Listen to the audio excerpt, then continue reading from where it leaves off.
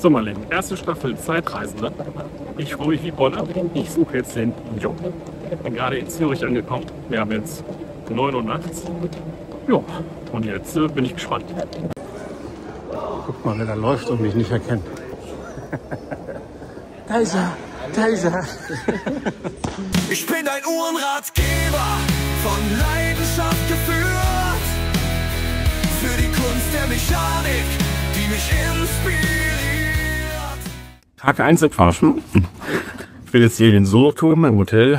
Gestern Abend angekommen. Jetzt geht das noch frühstücken und dann holt mich der um 5 Uhr ab. So, Frühstück. Bacon. Um Gottes Willen kein Obst. Bisschen stark. So, ihr wollt wissen, wo es in unserer ersten Folge hingeht. Ich gebe euch den ersten Tipp. Ohne diesen Mann hätte es vermutlich diese Marke in dieser Form heute nicht gegeben. Vielleicht sogar wäre aus einer High-End-Marke, ist ja jetzt mal eine Standardmarke geworden. So wie Zenith, Tissot etc. Wer kann es sein? So, ich kann direkt mal loslegen. Das ist mit Ton, ne? Das und in Farbe. Und in Farbe. Ja. Bunt. Meine Lieben, geht los. Erste Staffel Die Zeitreisenden. Ja. Erste Folge sozusagen heute. Wir verraten nicht, wo es hingeht. Ich habe vorhin schon einen Tipp gegeben. Ah ja? Ja. Vielleicht hast du einen zweiten Tipp. Woran könnte man die Marke erkennen, zu der wir zuerst fahren? An den Sternen. An den Sternen. Mehr sagen wir nicht. An den Sternen. Okay. Zweiter Tipp. In Zukunft. Immer ab dem 4. April. Ich müsste gleich nochmal gucken. Ansonsten schreibe ich sie drüber. Also jeden Freitag 18 Uhr ab dem 4. April. 6 Folgen lang. Wir beiden Bekloppten auf jeden Fall unterwegs. Wir versuchen den Marken was Spannendes zu entlocken. Wir machen immer einen Après-Watch-Talk. Das wird das Lustigste am Abend. Das wird das Lustigste am Abend, ja. Wenn man mal so richtig über die Uhrenbranche lästert. Nein. Ja, und wir sind auf jeden Fall gehypt, wir haben Spaß, wir haben Bock und alles weitere erfahrt ihr sowieso jetzt noch im Laufe der Zeit. Jetzt geht's erstmal los. Genau. Schnee. Hasch mich, ich bin der Frühling, stelle ich mir irgendwie anders vor. Willkommen in der Schweiz. Ja, willkommen in der Schweiz. Guckt mal hier, das ist doch eine Schweinerei. Kann doch nicht sein, dass jetzt hier Kälte und Schnee ist. Ich habe erst überlegt, soll ich eine Jacke mitnehmen? So, der einfache Hinweis jetzt, der letzte. Wir sind auf dem Weg, wie ihr gerade gesehen habt, nach Locle.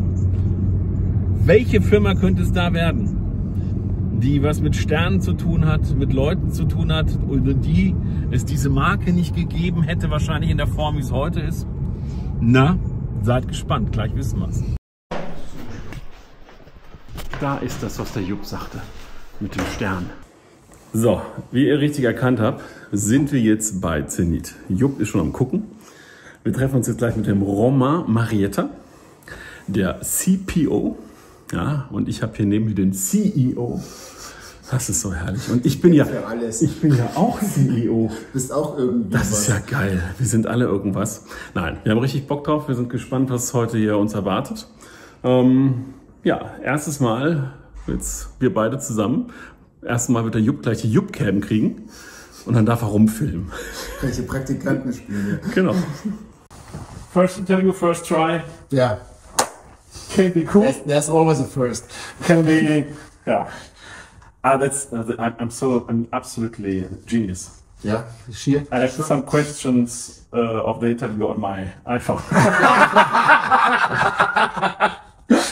That's great. If you work with idiots, that's good. That's good. That's good. I think finally we are done. Okay, cool. So, meine Lieben, hier sind wir. Ich hoffe, alles läuft, Kamera läuft, sämtliche Einstellungen funktionieren. Jupp sieht wie immer hervorragend aus. Ich verblasse daneben natürlich. Wir sind hier mit Romain Marietta, ja, der quasi Chef der Produkte, ein Mensch, der seit vielen, vielen Jahren bei Zenith ist und sicherlich vielleicht das ein oder andere Interessante uns zu berichten hat. So, welcome Romain. Thanks for having us here. Dankeschön. Oh, that's okay. My pleasure. Sounds great. Sounds great. I C'est tried my très joli. best. C'est très joli. Bravo. I tried my best. So hi to the audience. Perfect. And, welcome you guys. You received an email from me with my translated wishes. Yeah. I don't know. Did you have some ideas there where you would say you have some special, I don't know, story about Zenith that we still don't know, or something special where you say, or maybe a personal thing that you, because you are so many years here at Zenith, you started as a kind of trainee. I started with an internship back in 2006. The product department, the marketing product department. So since 19 years now, I'm within the brand. And of course, I receive your message, and of course, there's a lot of requests from other press or media trying to find maybe the story that we didn't release so far. But I also thought about it, and it's more effectively more some personal one maybe that I can also share with you. Because of course, after 19 years, I've been able to discuss and sit down with a lot of people. It can be clients, journalists, also media, or even with let's say regular people, and also people that work for the brand. Mm-hmm. Personally, I met my wife there, so it's also something. Yeah, we met at Zenith, so we are kind of. And our kids are the kids from the let's say, born under the star, because she was working for the commercial department and I was at the product. And then we met. And it happened a lot to a lot of people, of course, because obviously you spent a lot of time at work. And you're still working together? No. She left the company, but she's still in the watchmaking business, because now she's on the other side of the counter. So she's working for retailers. But she's not as, I would say, as geek as me and passionate about watches. So sometimes she's also fed up about this. But anyway. And I also remember, that's a good anecdote, because I think we were celebrating with my wife our 5th or 7th anniversary of wedding together, and we were in a gastronomic restaurant in Switzerland. And I was wearing, of course, I think that was a Zenith watch, and I think it was my A386, the original 3-colored counter, the one that you can recognize quite easily. And there was a couple of people from in their, let's say, 80s, something, next to us.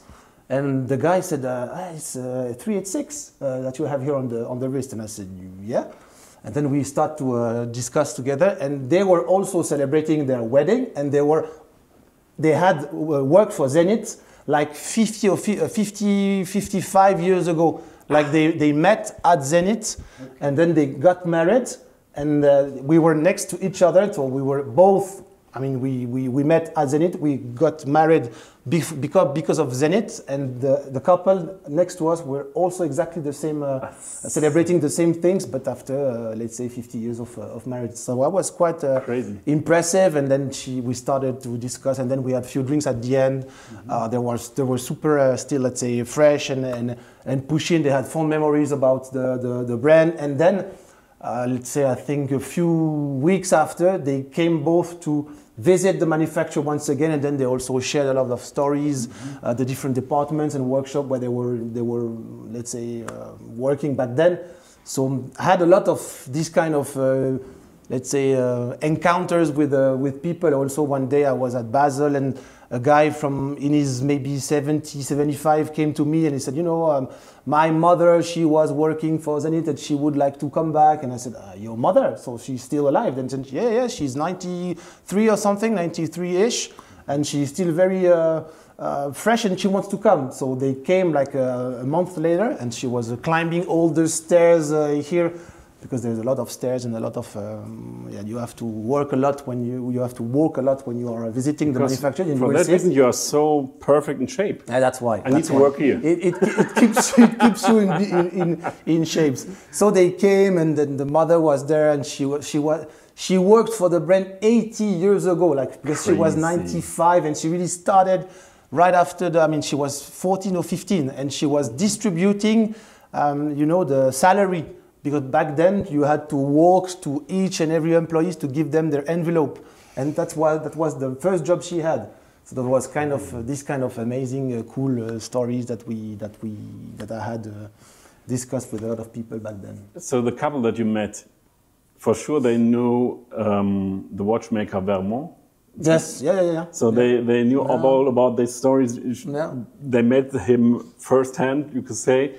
And this is something interesting. I was wondering what would have happened if he wouldn't hide all those plans away. What do you think where Zenith were today?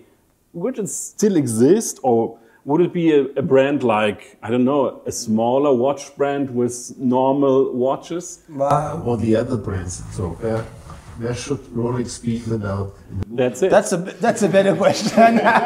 Who is Rolex? We would sit here and say, who is Rolex? Of course, without Charles Vermot, his intervention, of course, his rebel act.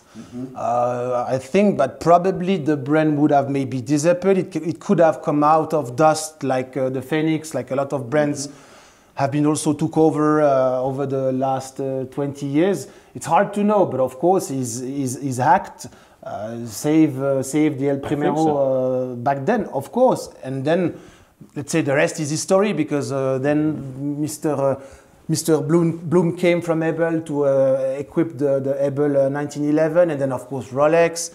What would have happened to Rolex without the El Primero inside the Daytona? If the Daytona are looking like this now, it's partly because of the El Primero, at least for the dial layouts, because if you look at the pre-Daytona and the Daytona now, they are completely different watches. So, voilà, of course, I'm always joking about this, but we made Rolex access to the throne in a way, a bit. I'm saying it's in a humble way. Definitely.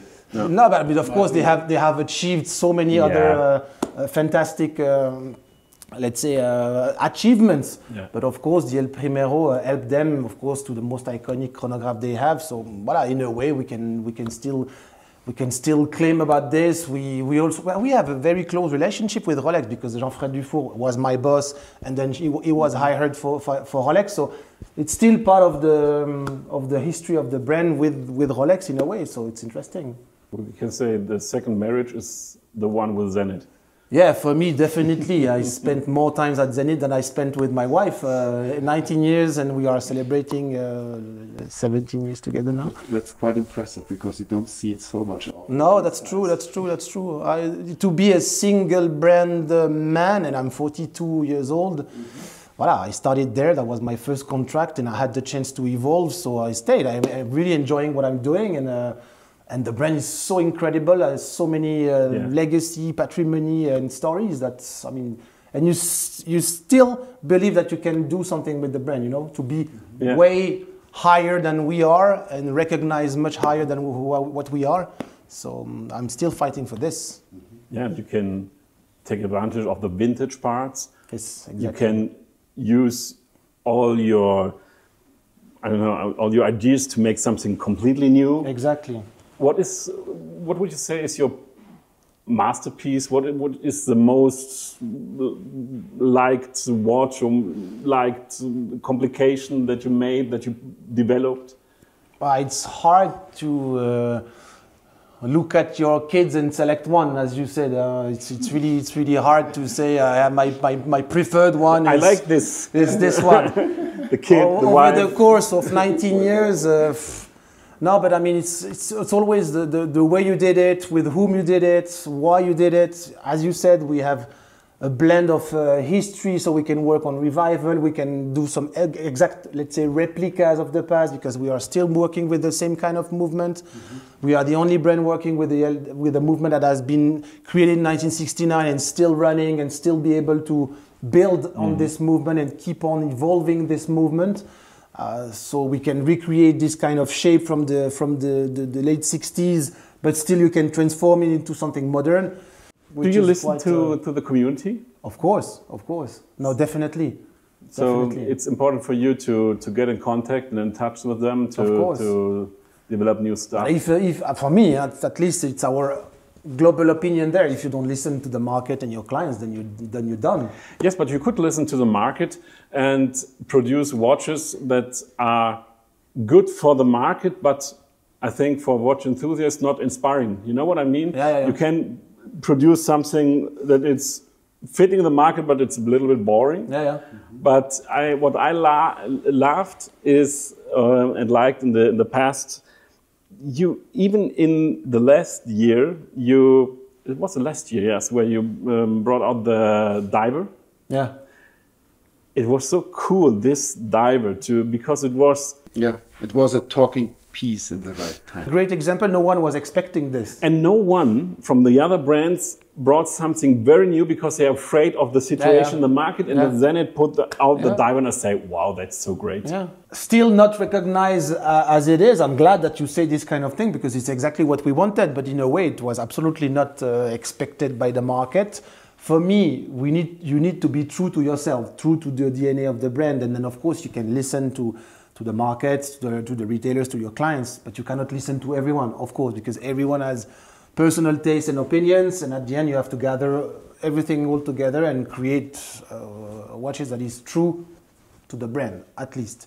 We will once again do something quite, I think, daring, because we also have to, in a way. If you want to exist compared to the other brands that are a bit, let's say, not shy, but they know that they can bring something that will be maybe seen as boring by the passionate guys, but I would see say what's going to happen.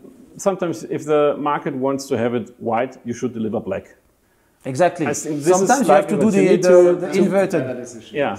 Do the inverted example of what people are requesting. Sometimes it's way better. The market always want to have black and blue. Yeah, so if you listen... We need something for the end. Like the ultraviolet, it was so crazy. Yeah, for example, I love this watch. The ultraviolet, with this color, no one had this color in mind. And Zenith came out to make, okay, ultraviolet. It's like, wow, this is a great watch. And this is because I love the watches that you are... But we are, as I said, all over here, especially at the product department, we are kind of geeks. Like we love watches. We are passionate about it. We are collecting. We are digging into a vintage. We like every single type of price segmentation.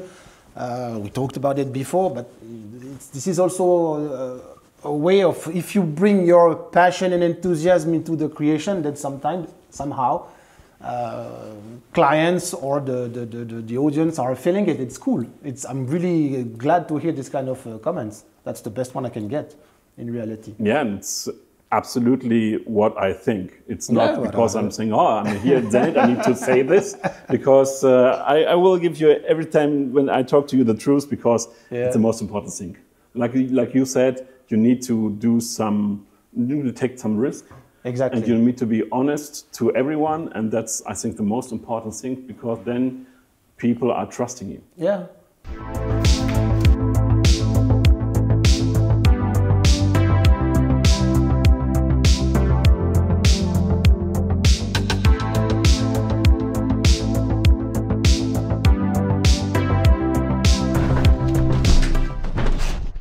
Deine Lunge ist auch schwer am Atmen. Der berühmte Dachboden. Es ist geil, dass sie es auch wirklich so belassen haben, gell? This is absolutely original like it was. Yeah.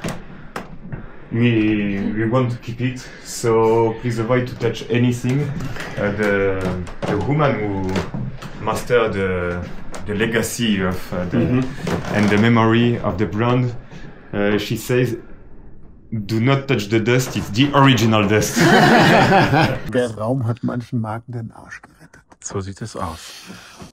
Stell dir vor, wir schreiben das Jahr 1975, mein Geburtsjahr.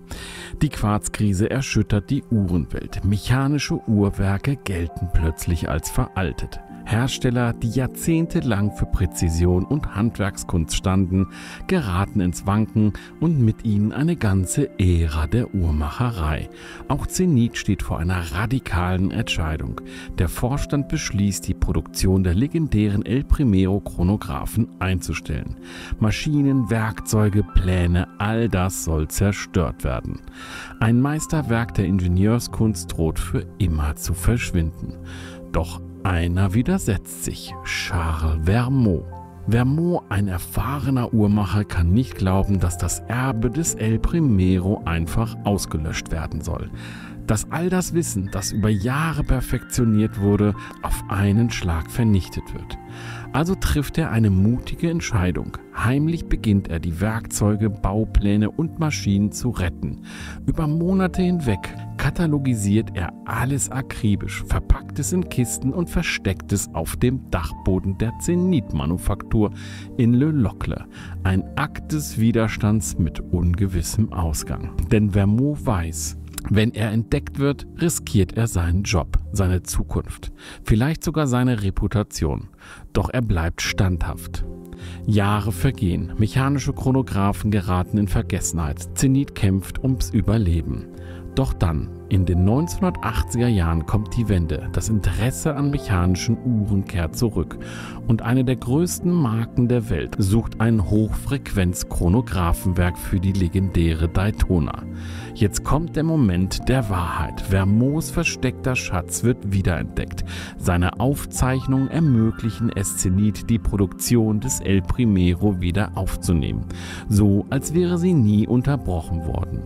Ohne ihn hätte es keine Renaissance dieses Uhrwerks gegeben. Zenith beliefert Rolex mit dem El Primero und schreibt damit Uhrengeschichte. Heute gilt das El Primero als eines der besten Chronographenwerke aller Zeiten. Es steht für Präzision, Innovation und für einen Mann, der sich gegen die Vernichtung eines Meisterwerks stemmte. Ohne Charles Vermot wäre Zenith heute vielleicht nicht das, was es ist.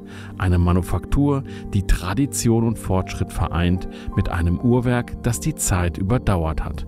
Sein Mut hat nicht nur eine Marke gerettet, er hat ein Stück Uhrmacherkunst für immer bewahrt.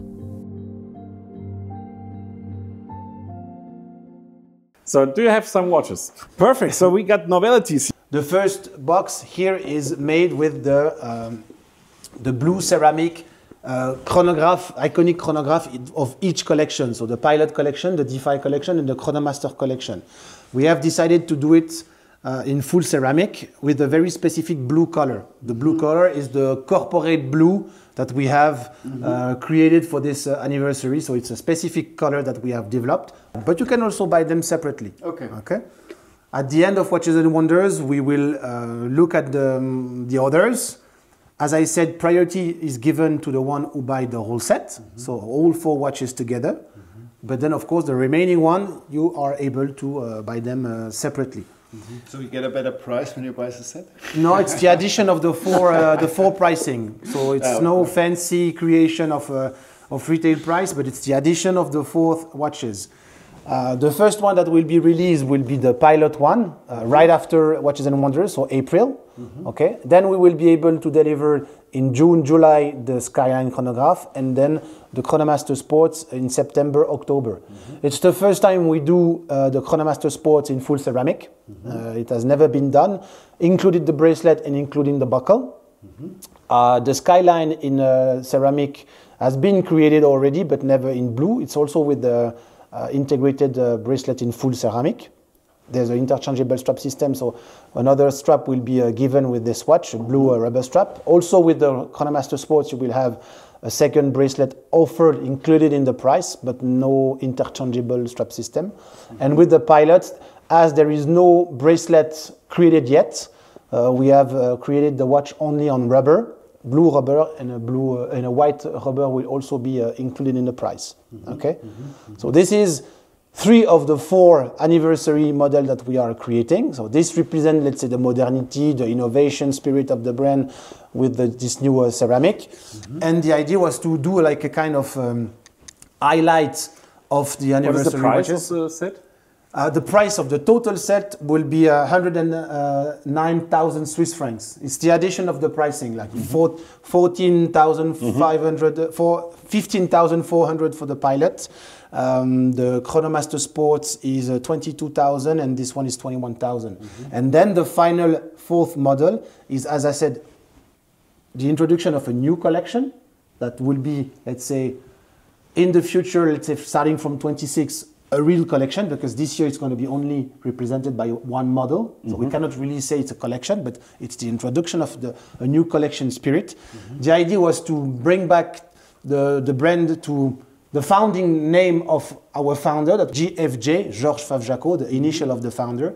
It's focused on craftsmanship, his idea of building the most precise and most reliable watches back then in 1865. We have decided to recreate the Caliber 135. The Caliber 135 is a chronometer movement that we have created in 1949.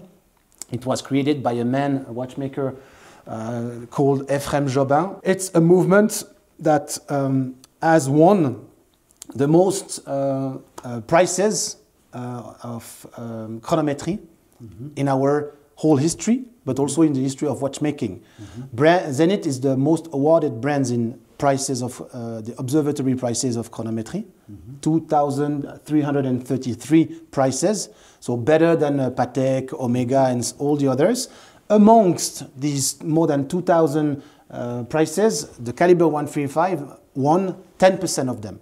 So 235 prices have been won by the caliber 135. The caliber 135 is a chronometer movement, as you can see it. It's a very specific kind of shape with a big balance wheel because it was really meant to be very precise. We have created this movement in 1949. We have produced this movement until 1962. We did roughly 11,000 movements of these movements in the whole history of the brand. There was the caliber 135, let's say, commercial version, and there was also the caliber 135/O for observatory. And this one never have been assembled into wristwatches. They were only kept in wooden boxes just to go through the chronometry prices for the concours of chronometry, just to try to win it. Because back then in the 40s, 50s, and 60s, you were measuring the, let's say, the importance of a brand by winning this kind of observatory prices, not by creating advertising, blah, blah, blah. And it was, you were really measuring your notoriety, awareness, and the fact that you were an important brand. If you were, we would have been able to win these prices and to be the most precise watches possible. If you look at the movement, even if you don't know how it works, because you are not so into deep in the movement, you look at it and you see, oh, it's so beautiful. With the screws on the balance wheel. Exactly. It's so a little setback to history, because normally you don't use this screwed balance wheels at all, but it's visual so nice. I love this kind of stuff. So this is a perfect finishing point with this great collection. So super. Thank you so much. But you're welcome, guys. Jupp, so kalt oder warum dampfst du so aus dem Mund? Keine Ahnung. So, kurzes Zwischenfazit, war sehr spannend wieder, ne? War sehr geil, wirklich. Inspirierend? Schwer beeindruckt, hätte ich jetzt gesagt. Besonders, dass der Romain irgendwie jetzt ein halbes Leben verbracht hat. Das krass, oder? Ist heute sehr loyal. Sehr selten, wirklich. Also absolut. Ich weiß, wo was ich will. Ja. Und bei den Andreas wirst du auch nicht los. Nee, der ist wie die. Nee, ich sag's jetzt nicht. Ja. Das machen wir, das piepen mal. Was hier in die Gebäude reinfließt, ne? Das ist richtig, und das ist, was alle immer wieder unterschätzen oder nicht wissen. Die Infrastruktur, wie viel Geld es kostet. Und so ein Gebäude kostet dich einfach ein Schweinegeld. Aber ohne Gebäude geht's nicht. Ja. Bitte. Bonjour. So, wir wollen ja auch Kulinarik zeigen, Jupp. Richtig, genau. Du kriegst ein Tartare de Bœuf. Wir haben das beste Lokal hier. Ja. Wo sind wir denn? Wir haben uns nicht lumpen lassen, neben der Tankstelle. Genau, wir sind neben der Tankstelle. Und essen rohes Fleisch. Ich weiß nicht, ob das eine gute Idee ist. Es kann sein, dass wir doch nur eine Episode haben. Richtig, genau. Also ab morgen nur noch alleine. Genau. Oder einer von uns, wir müssen im Wechsel das machen. Ja, genau. Der eine läuft immer. Gucken wir mal, ob wir nachher die Toilette aufsuchen Ich bin ja müssen. überlegen, ob ich vielleicht mal hinterher noch ein schönes Pferdesteak nehme. Nach dem Tatar? Ja, da. Rumsteak de Cheval ist definitiv Pferd. Schmeckt wahrscheinlich gar nicht so schlecht, aber man weiß Pferd nicht. ist gut. So. Also ihr seht, wir lassen uns nicht lumpen. Nur das Beste vom Besten. Absolut. Man sieht das auch an dieser hochwertigen Papierkarte. Ich überlege das nochmal mit dem rohen Fleisch. Ja, und den Pulpo gibt es leider nicht. Und den Bacalao gibt es auch nicht. Ach stimmt, genau. Der Pulpo ist leider alle. So. Wir zeigen euch, was wir essen. So, wenn das mal nicht gut aussieht. Ich bin jetzt positiv überrascht. Ja, ne? Ich glaube, es wird lecker. Es ist handgeschnitten.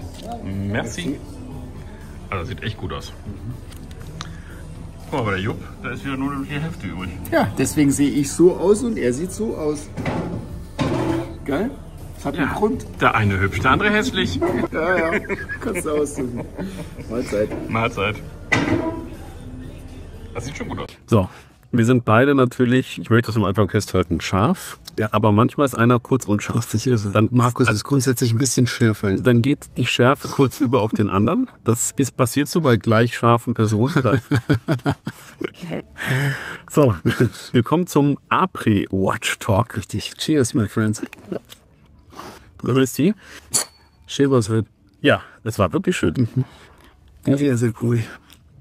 Wir haben natürlich 2 Folgen heute für euch gedreht, aber wir fangen natürlich mit dem Après-Watch Talk an von Zenith. Richtig. Empfang war sehr herzlich. Ja, muss ich jetzt wirklich sagen, ich bin sehr, sehr positiv überrascht. Ich bin ja jetzt kein wirklich ein Zenith-Experte, muss ich dazu sagen.